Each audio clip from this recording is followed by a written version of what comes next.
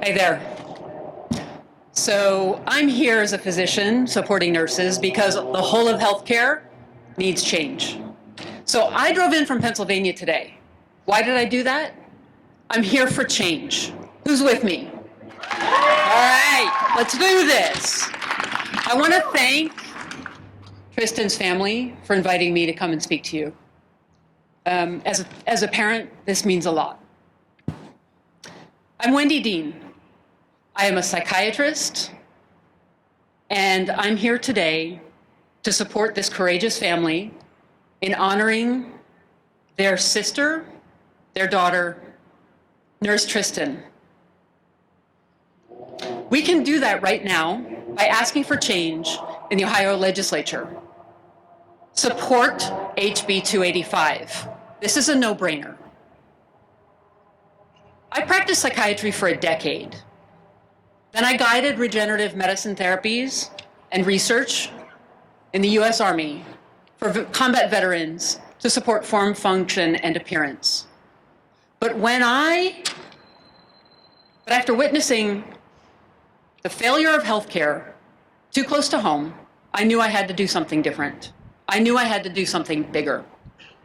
So in 2018, I co-founded a nonprofit that is dedicated to workforce well-being in healthcare and beyond. Our goal is to address the moral injury that once occurred only on battlefields, but now wounds nurses and doctors in the faceless bureaucracy of our healthcare systems. For the past 6 years, including during COVID-19, I have seen how healthcare is failing our nurses, our physicians, and our patients. I have heard story after story from healthcare workers at all levels. They feel stifled and silenced.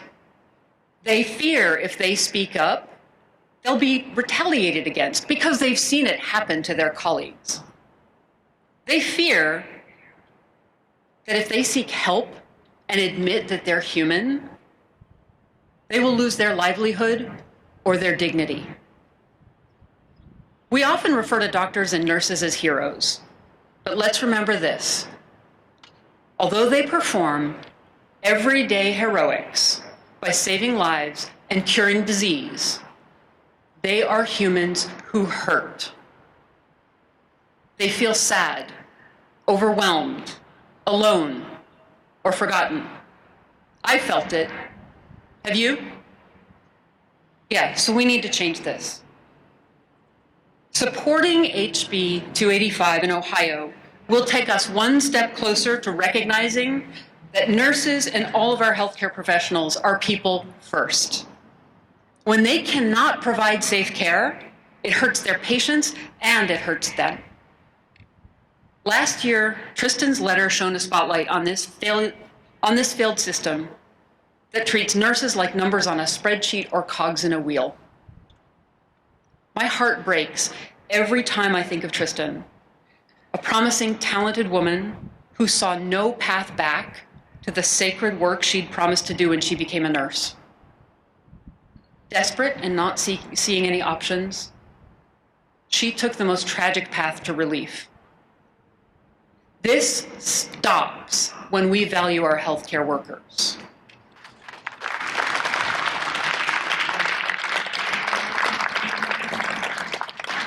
There is a silver tsunami on the horizon. Baby boomers are turning 65. We need everyone in healthcare. And our younger generations, Gen X, Gen Y, they're watching. We must not betray them by abandoning them to decaying systems that devalue their healthcare workers. We must give them a voice and hold healthcare accountable. When a nurse like Tristan worries that she can't provide safe, high-quality care for her patients because she doesn't have enough help, we have to listen to her. Nurses and doctors, not just actuaries, need to have a say in how we distribute our healthcare resources. HB 285 addresses appropriate staffing ratios because there are profiteering actors in healthcare who won't take this step on their own. And legislators are starting to pay attention. But we can't let them lose focus, friends. Keep the pressure on. We need clear and accountable ratios for care, and HB 285 provides those.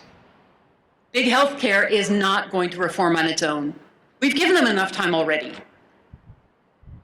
There are some community and nonprofit healthcare systems that are trying to do right, but they can't compete on sloped playing fields, sluicing money into the pockets of profiteers. And every dollar that those profiteers siphon off is a dollar that doesn't support patients and doesn't support those on the front lines. Capitalism, that urge to make profit at every turn, has long been the cornerstone of our economy, but it has no place in the halls of our hospitals and at our patients' bedsides.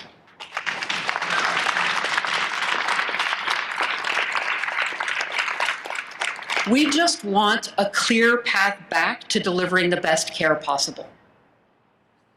So let today be the start of your activism. Stand with Tristan's family. Stand with your unions. Not one more Tristan.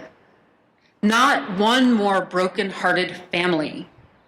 Not one more nurse or doctor or physical therapist or respiratory therapist or social worker afraid to seek help. Not one more patient who can't get the care they need.